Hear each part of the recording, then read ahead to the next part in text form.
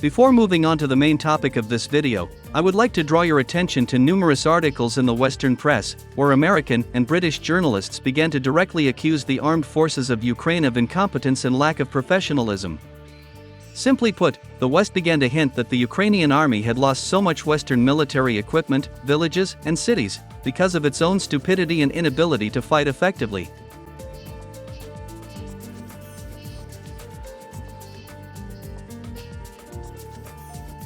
Russian Telegram channels, along with independent military experts and analysts, also drew attention to these articles in the Western press. According to them, nothing is surprising in these statements by the West regarding the situation on the battlefield in Ukraine. The fact is that the West understands perfectly well that Ukraine will no longer be able to win on the battlefield, and therefore, similar articles appear in the Western press that give the impression to the audience that Western countries have done everything possible to ensure that Ukraine could win this war, and that this country's future defeat is only Kiev's fault.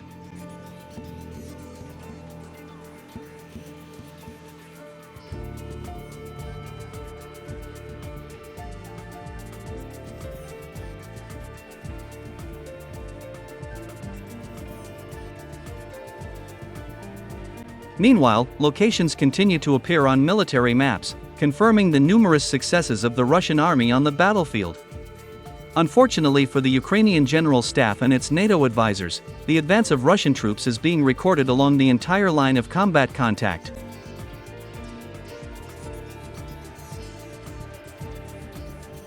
So, in the Kupiansk direction of the front, the Russian army continues to develop its success in the Kislavka area.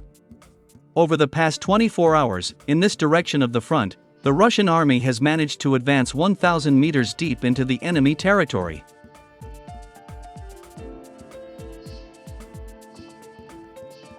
In the Avdiivka direction of the front, the units of the armed forces of Ukraine continue to retreat in a westerly direction. It is reported that as of May 3, Russian troops have advanced up to 3 kilometers south of the village of Pervomaiskoy.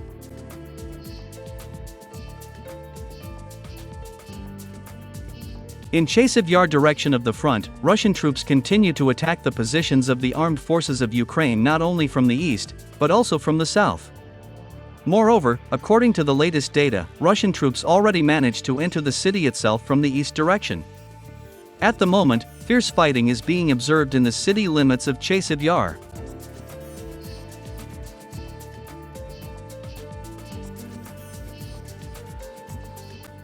Ukrainian Telegram channels also acknowledged that Russian troops had managed to reach high-rise buildings within the city limits of Chasiv Yar.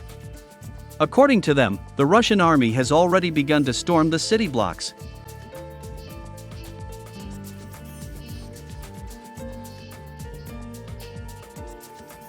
The mood of Ukrainian bloggers and journalists was also spoiled by American military experts from the Institute for the Study of War. In particular, American military experts admitted that the units of the 76th and 7th Divisions of the Russian airborne forces completely defeated the units of the armed forces of Ukraine in Rabotino, and took control of almost the entire territory of this strategically important settlement. At the same time, American military experts expressed confidence that Gerasimov and Shoigu would use units of the 76th and 7th Divisions of the Russian airborne troops as the main forces during a future full-scale offensive. In this regard, American experts called on the Ukrainian General Staff to closely monitor these units of the Russian airborne forces.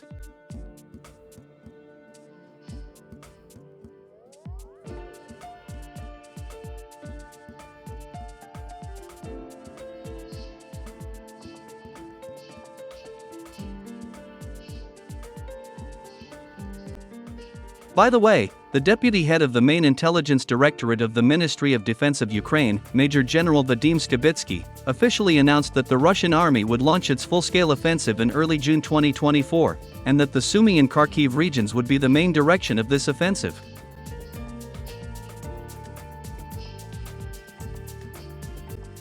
From the point of view of military strategy, the attack of the Russian army in the direction of the Sumy and Kharkiv regions really makes sense. The fact is that the capture of the Sumy region will allow Russian troops to completely destroy all the air defense systems of Kiev and the Kiev region, as well as completely cut off the units of the armed forces of Ukraine located in Kharkiv from all logistics chains.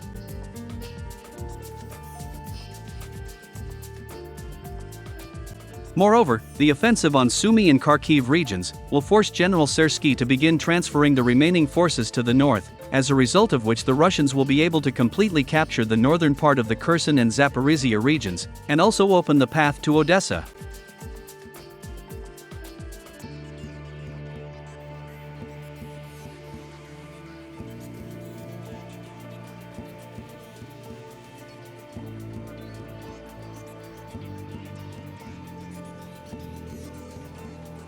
Meanwhile, on the eve of the long-awaited full-scale offensive of the Russian army, military factories that produce shells, air defense systems, and other types of weapons for the Ukrainian army continue to explode and burn in Western countries.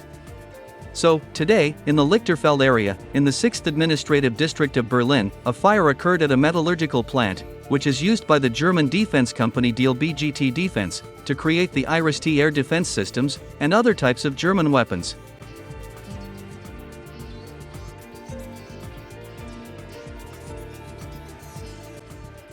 Witnesses claim that they heard several small explosions before the fire started.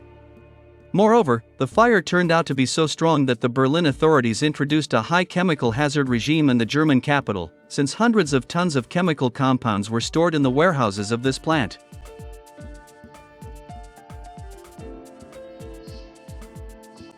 Let me remind you that this is not the first time that fires have broken out at Western factories producing weapons for the armed forces of Ukraine.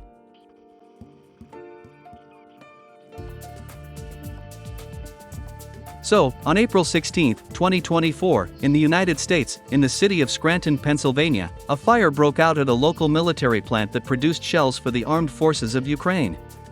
Moreover, the next day, on April 17, a similar fire occurred at another military plant, this time in Britain, in the county of Wales. This military plant also produced a large number of 155mm artillery shells for the armed forces of Ukraine.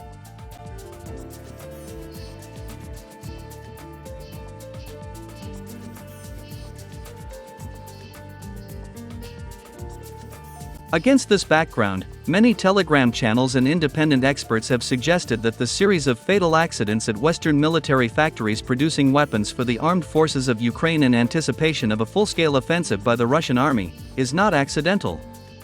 Some representatives of the expert community even stated that this was the work of so-called Russian saboteurs, many of whom are citizens of Western countries who, deep in their souls, sympathize with Moscow and its foreign policy.